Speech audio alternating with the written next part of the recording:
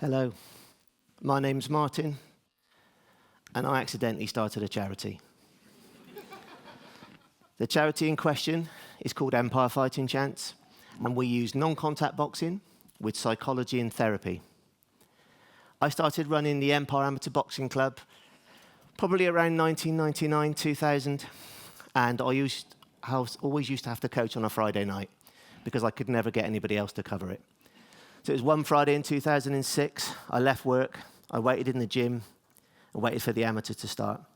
I was sat there chatting to my co-founder, Jamie Sanagar, and we looked out the window, and we saw two young men that we vaguely knew dealing drugs in the park opposite. Now, for reasons that I don't think we understood at the time, but if I'm honest, in hindsight, we were fed up with picking needles up before we trained. We were fed up with prostitutes accosting people using the gym. We went over and said, look, this has to stop. What's going on? We had a whole conversation about, but nobody cares. There's nothing for us to do. We can't get a job. And we said, but we care. We care. We brought them back into the gym, and we did a boxing session. Right at the end, we said, look, this gym's yours. If you want to come back at any time, you can use the gym for free. Didn't think anything more of it. I did the amateurs. I went home. On the Monday, I'm working as an analyst, and Jamie rings me and says, these two kids have come back with two friends. Then the Tuesday, it was two more. Then the Wednesday, it was two more. And within 6 weeks, we had 50 young people coming 5 days a week. Now, if I'm honest, we were like, oh, what have we done? So we were doing 2 days each and flipping a coin for day 3. And this went on for maybe about 3 months. And I'm going to stress, this comes up a couple of times, it was 2006. A school rang and went, you've been working with A, his behaviour's improved, would you consider working with B? And we were like, yeah, but it's going to cost you. Now, I don't know how much any of you know about professional boxing, but probably 0.1% of professional boxers can make a living from the sport. For something that takes so much from you, it gives you so little in return. So you might box 4 times a year and maybe earn £1,500 a fight. So I had 2 young men that were boxing for me as amateurs that wanted to go pro. And I was like, well, there's a job here for you. You can do the after schools, you can do a couple of the school sessions, and in between you can train. So they came over, and then another school would ring up, and another school would ring up. Now, allegedly, we've got the country's largest schools boxing program. And if I'm honest, I was happy with that. I was helping 2 young men achieve their dream, and I was working with a couple of young people from the community. That was okay. But then, maybe 6 months after that first intervention, 2 things happened, which, if I'm honest, changed my life and changed Jamie's life. The first one was a young man, and they were going to throw him out of school. We couldn't understand it.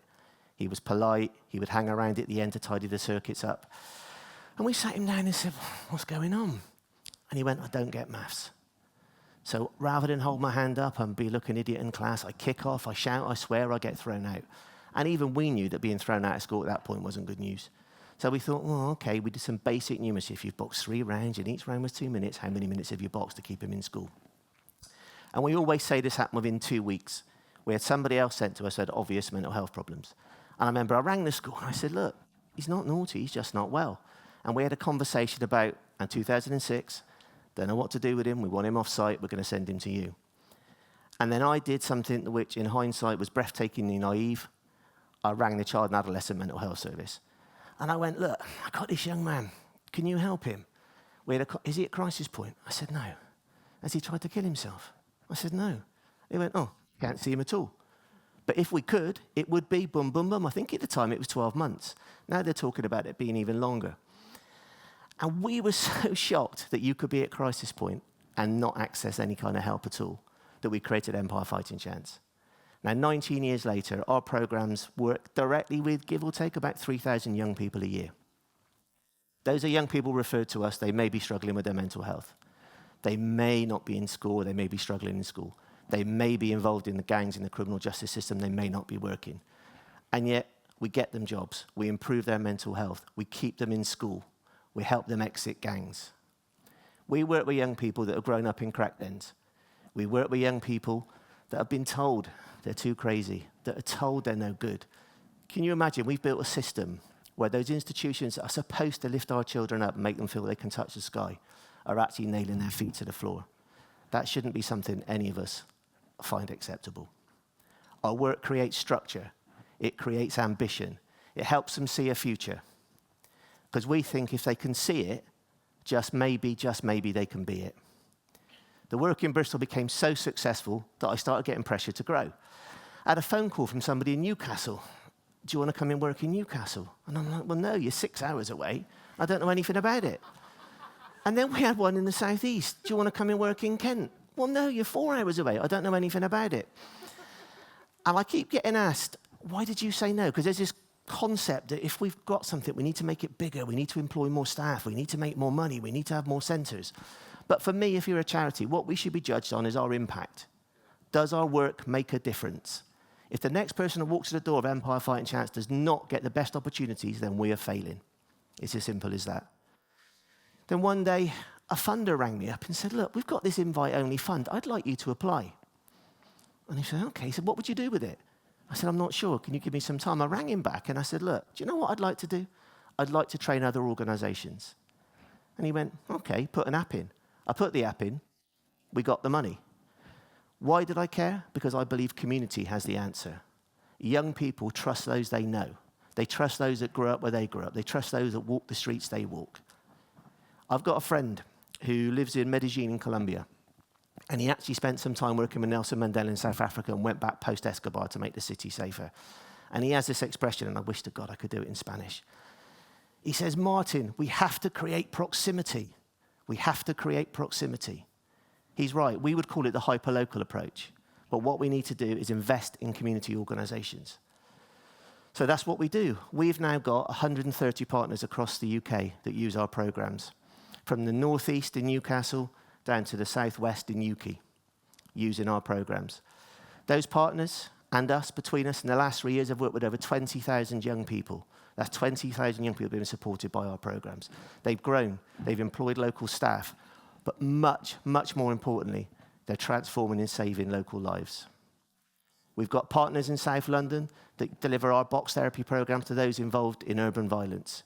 We've trained teachers to keep young people in school. We've even got a bunch of organisations working together in Preston to create more opportunities for young people. We've delivered our work in Canada, in Edmonton. There's 8 organisations now using our programs. And I've just returned from Philadelphia, where the city are interested in buying what we do.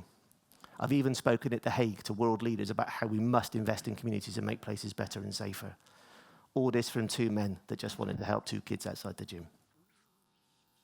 Young people trust those they know. I know this isn't rocket science. But organisations like ours that are embedded in the community have the trust. When things go wrong, communities turn to organisations like ours. And our partners are the same, 130 organisations working together, sharing ideas, sharing experiences. We're trying to make the UK a better place. We're making communities safer. We're helping young people with their mental health. What have I learned? The most important thing I've learned is that violence isn't inevitable. Young people should not have to wait to crisis point before they can access mental health services. Young people should not be dying on our streets. Every time a young person dies on our streets, we should find it abhorrent. We should find it abhorrent. No business would ever wait for the most difficult, complex point before it tries to fix a problem. Can you imagine you've got a car that comes off the production line and then they're all standing around looking at it going, well, we've got 3 wheels in. Where's the gear stick gone? Oh, it's in the boot. It'd never happen. Yet we expect young people to be at crisis point before we help them. There's no economic argument for this and it's inhumane. We need to create equity. We need to create opportunity. We need to invest in communities. We need to create proximity. That's what we need to do. Invest in organisations working at community level that make a difference, that produce measurable impact. If we want to, we can change the world. One thing I can guarantee is I'm going to keep fighting for it. Thank you very much.